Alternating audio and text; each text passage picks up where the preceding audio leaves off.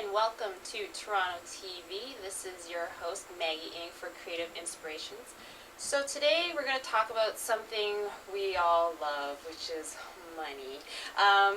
So talking about finance and being financially successful, I think there's also a lot of personal development that has to be done. So here to talk to us about both finance and personal development is my special guest, David Wu. Hi, David. How are you? Nice to meet you. Very good. Nice to meet you, Maggie. Thanks for being on my show. So why don't you kind of introduce yourself and talk about what you do? Sure, Maggie. My name is David Wu. I'm actually a financial advisor at my own business, helping people basically teach them how money works, Maggie. Helping them learn some of the financial concepts that normally you don't learn on TV or from banks. And by doing that, why do I do that is because I have a passion for helping people succeed, and not just the financial area, but also tying in with personal development as well, Maggie. Yeah. A lot of people that I've talked to have an interest in basically they're starting a new career, fresh from school, and they want to find out how do they invest their money, what do they do with their money to make it grow. Another aspect, some people I talk to, they simply don't know what direction their life is heading. They have difficulty setting goals and not sure what kind of direction they have. And I've actually gone through all those stages, so the reason why I'm involved is hopefully to help people understand a little bit of how money works, but also help them identify what some of their goals are and how to achieve those goals. Great. So are you formally trained within personal development or within the finance industry? Well, in the financial industry, I am trained in that. I went to the Schuler School of Business. I did an undergraduate at York University. As well, I went on to do my Certified Management Accounting designation. And then subsequently, I did mutual fund license and my insurance license as well.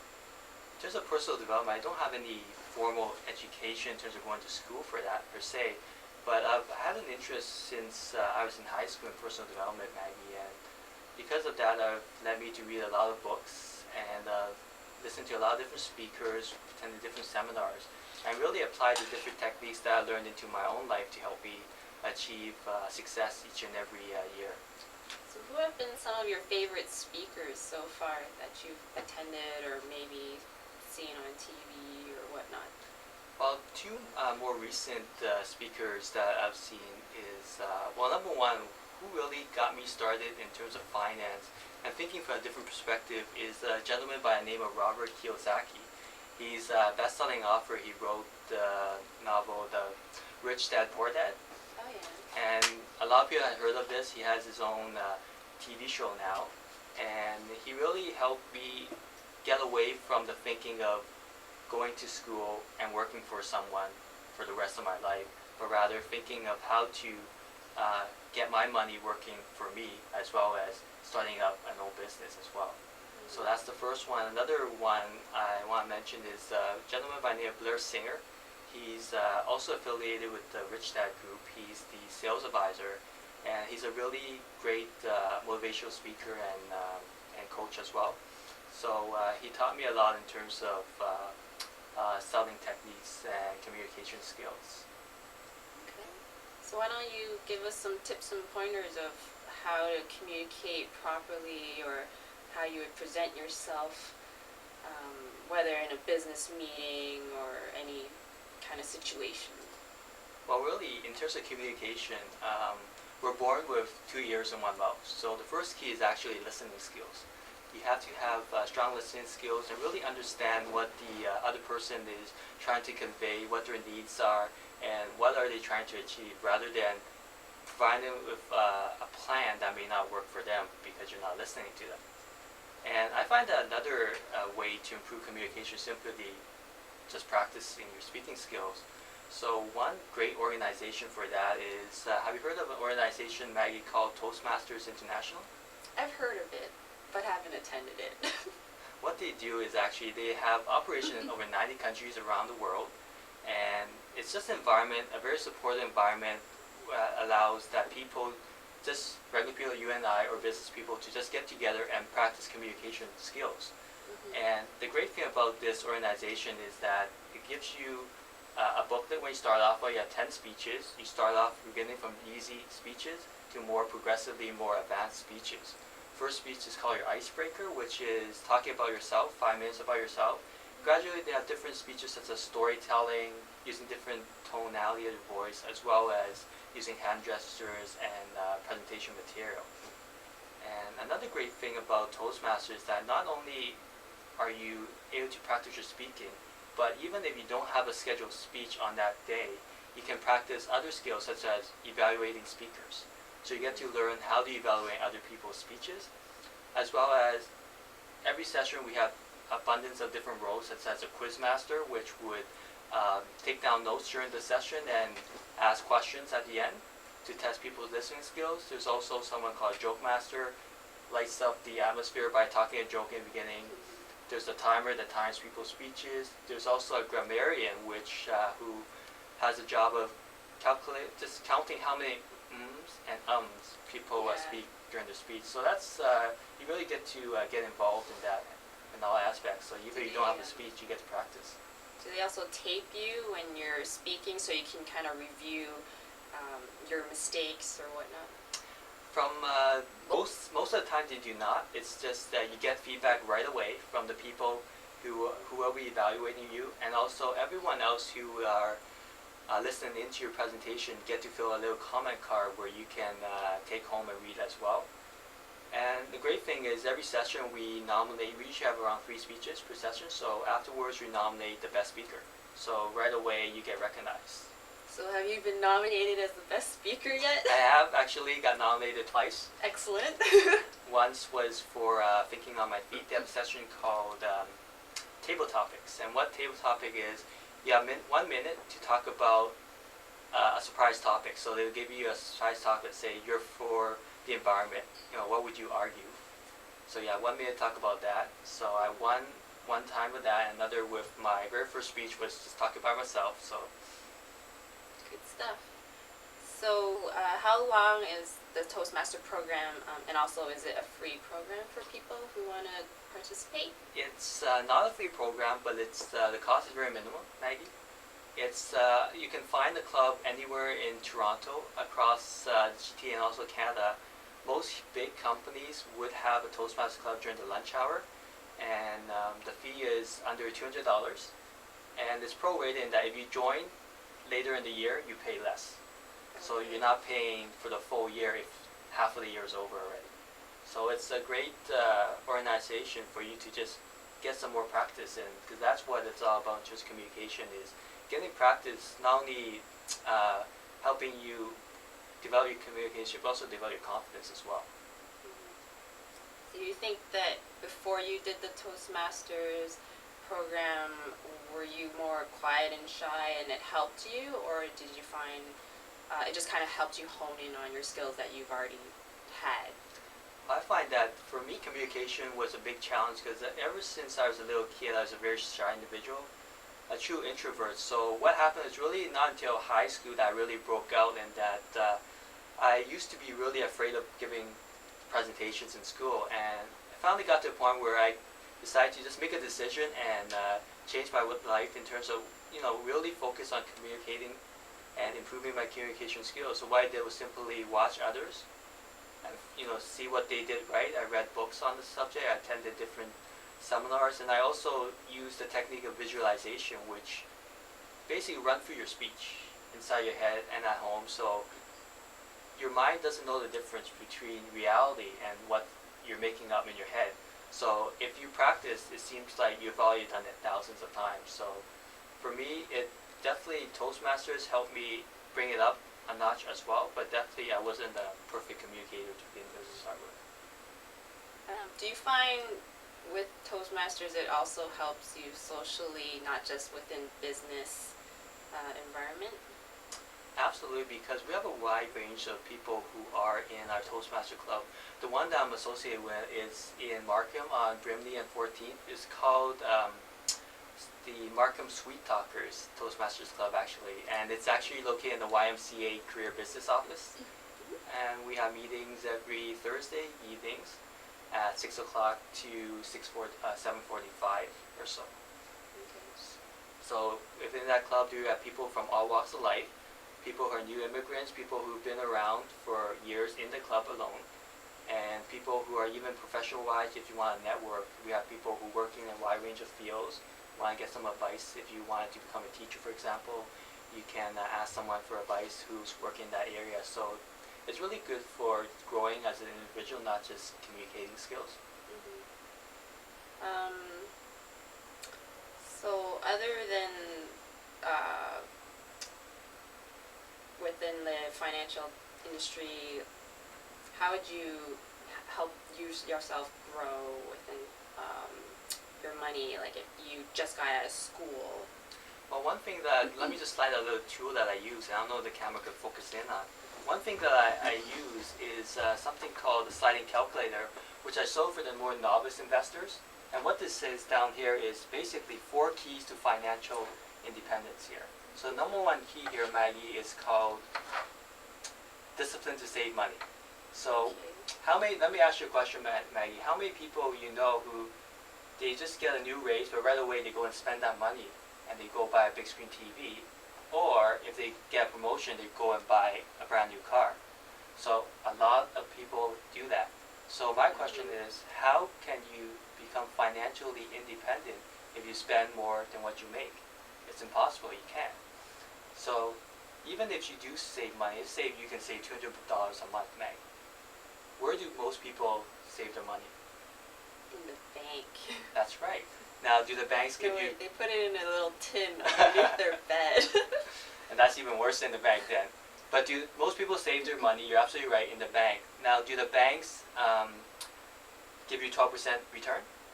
No, they don't.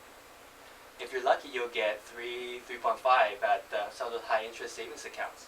Yeah. So now when you give your money to the bank, say $200 you can save a month, do the banks just leave it in a vault, or do they do something with that money? They use it for other things. Absolutely. They use it to make money for Yes. themselves. So we all have credit cards, right? So what's the average interest rate on the credit card? Thinking, what, 19% or 19%. something like that? So the banks are taking you $200 and they're making 19%. So this to illustrate, why don't we make it more conservative? Let's say 12%. So how this calculator works is, I'll slide $200 a month. If you save it at, say, 4%, right, at the bank, Yeah. at the end of 35 years, you'll be getting $182,000. Now, that's not a lot of money after 35 years. But what the bank does is they turn around, they use stuff like mortgages and credit cards, and they make, just say on average, 12% of your money. So I'll just flip this around. To save $200 at 12% is how much now? It's up to $1 million after 35 years. Isn't that incredible?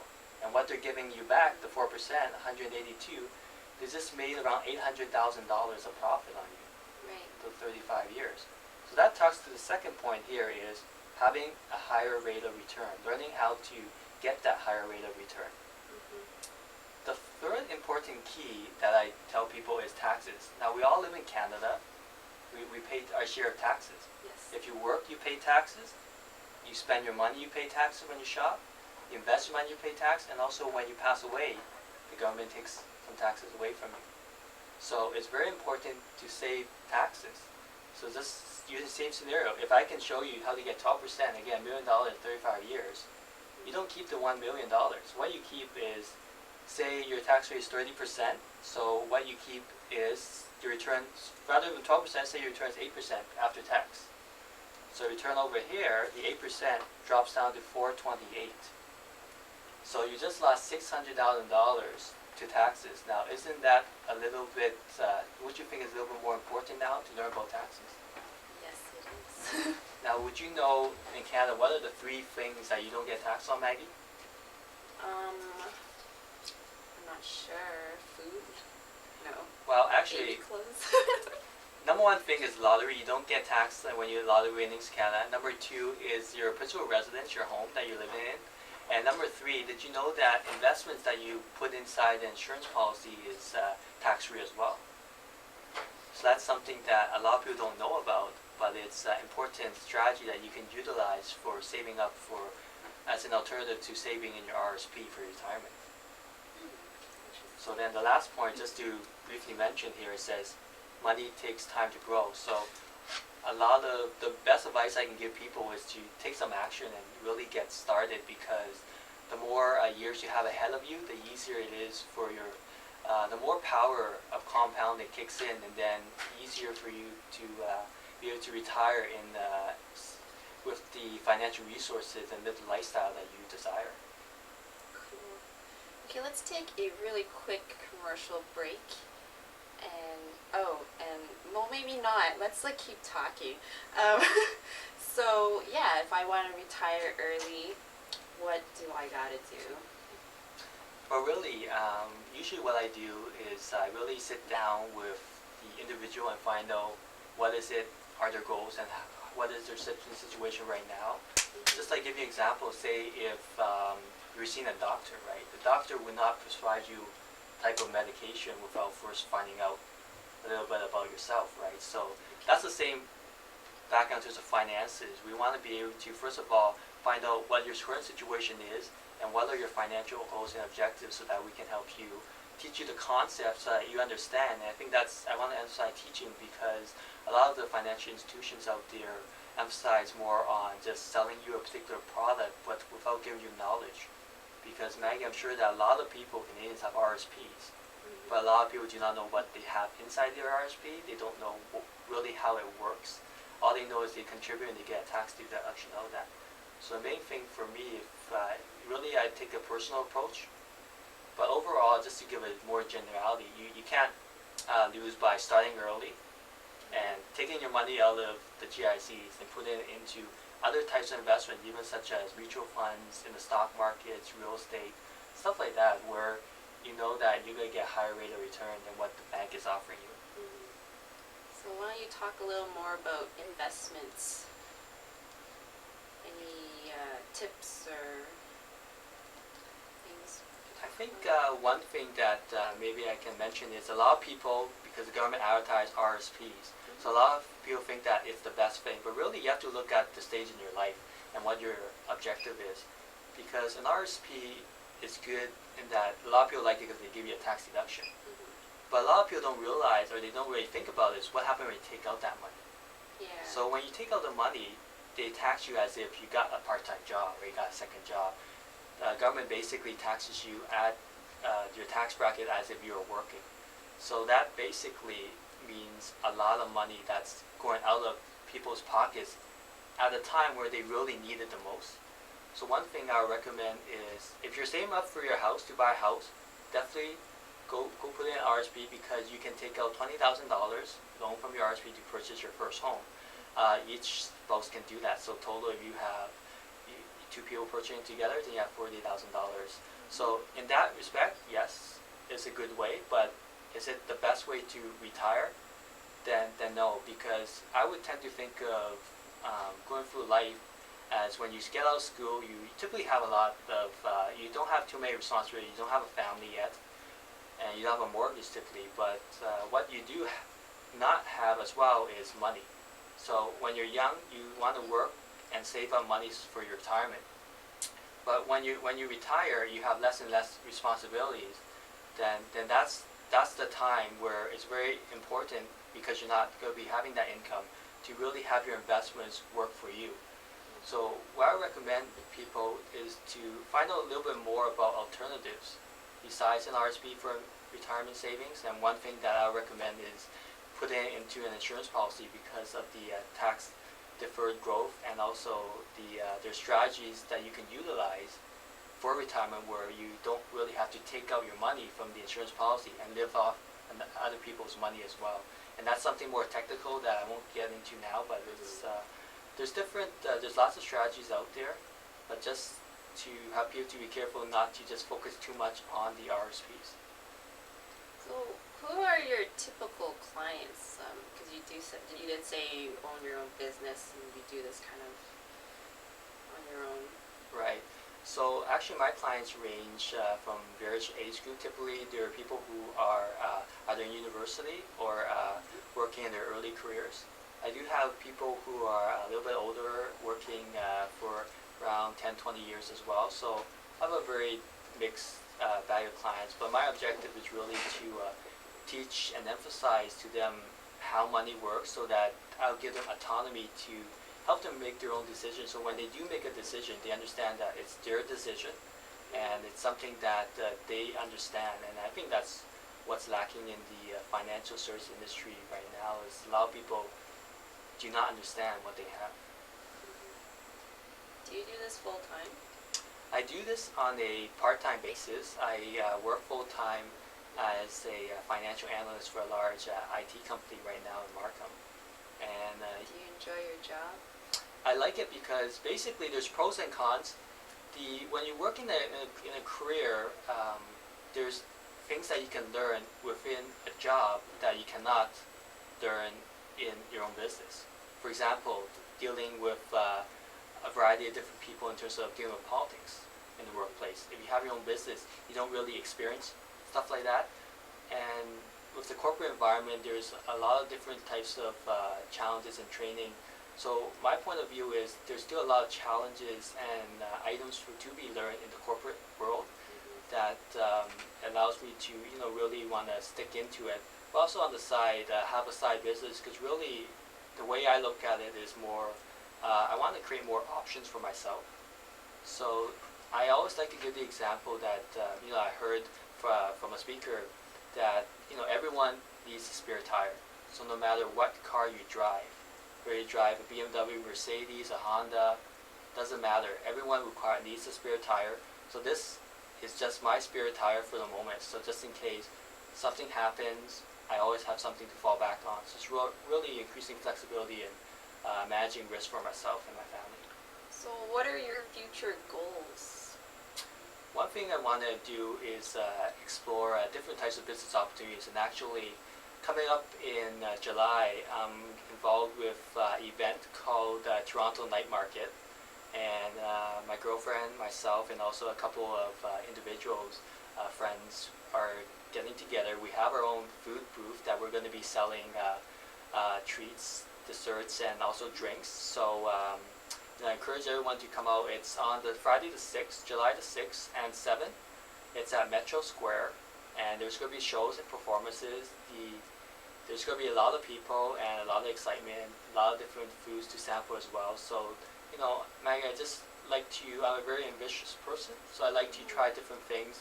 So I just figure, that's a great event to really develop some further skills for myself and also see whether or not that food business is something that I would like to pursue long term. So are you thinking of opening your own restaurant at some point? Or? Not at this moment right now. I really have to get started just to see if it's right for me. Yeah. If we hit it off, maybe we can do something like a franchise, do something like that. So that would be, I think, in my mind, a blast. So it's still lots to see with that. So no promises now. So other than personal development and finance, what else do you do? Do you have any other hobbies? Well, one thing I love to do is go watch musicals and concerts. Yeah. In terms of art, I just like the singing and the performances. Another thing I like to do is I like to play volleyball, beach volleyball. And actually for me, trying different things now, I've tried some yoga classes at the YMCA that I'm with. I've actually tried a Tai Chi class, and I was the youngest person there actually, so that was a blast as well. So in terms of just getting together with friends and family, besides playing sports, just going out for a drink and understanding what their situation is like. Because a lot of people I talked to recently, they really in a state of confusion because they graduated from school but they don't really know what they want to do. So to me, that's very common because I went through that. I think one of the reasons is that throughout your childhood up until later in your age, you're always told what to do. Go to school, get good grades, get a job. But once you get a job, what's next, right? So a lot of people, that's where they get stuck, and that's where they really need to sit down and get someone to help them with their goal setting. Thank you. So do you have any last words, or if someone wanted to contact you about investments or personal development, how would they get in touch with you? Well, the best way to get in touch with me, and just over the air, I'll just leave my cell phone number. It's 416-820-9013. And I want to mention that I'm involved in actually a barbecue this Saturday. It's going to be a free barbecue. So if people are interested in finding out more information about that, you can give me a call, 416-820-9013. If you have a question on goal setting or also learn a little bit about finance as well. So thank you. Thank you, David. So this is your host, Maggie Ng of Creative Inspirations. Hope you enjoyed the show, and hopefully we'll see you next week. Good night. Actually, that was faster than I thought.